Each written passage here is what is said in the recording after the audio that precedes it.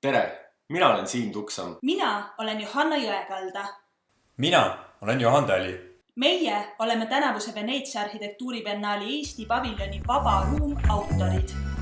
Veneetsia arhitektuuribiennaal on rahvusvaheline arhitektuurinäitus, mis koondab iga 2 aasta tagant kokku maailma arhitektuuriparemiku ja ligi 500 000 arhitektuurihuvilist.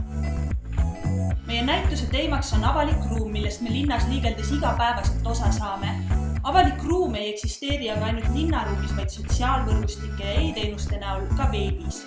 Eesti ettevõtted, Maksusüsteem, koolid, hääletamine, meie kodanikud. kogu meie riik on muutumas järjest digitaalsemaks. See on unikaalne ja me tahame seda maailmale näidata. Kas sina võid olla selle paviljoni autor? Oleme kujundanud interaktiivse installatsiooni, kus iga näituse külastaja saab kogeda teda ümbritseva füüsilise ja digitaalse ruumi seoseid. Seda paviljoni ruumi saad mõjutada ka sina oma arvuti tagant. Sellega näitame, et ruumi olemust on võimalik mõjutada ka digitaalselt. Meie näitus räägib viimase aastasaja jooksul tehtud arhitektuursetest projektidest, mis kirjeldavad, kuidas Eesti avalik ruum on arenenud ja kuhu oleme jõudnud. Sellega paralleelselt tahame näidata, mil moel saab neid ruume tehnoloogia arengut ära kasutades ümber defineerida.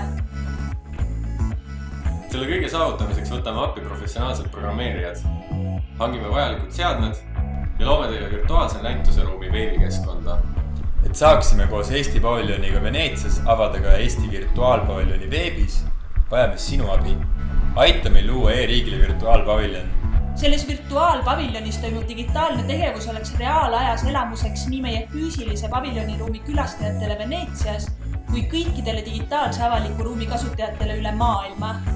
Kohtumiseni Eesti paviljonis!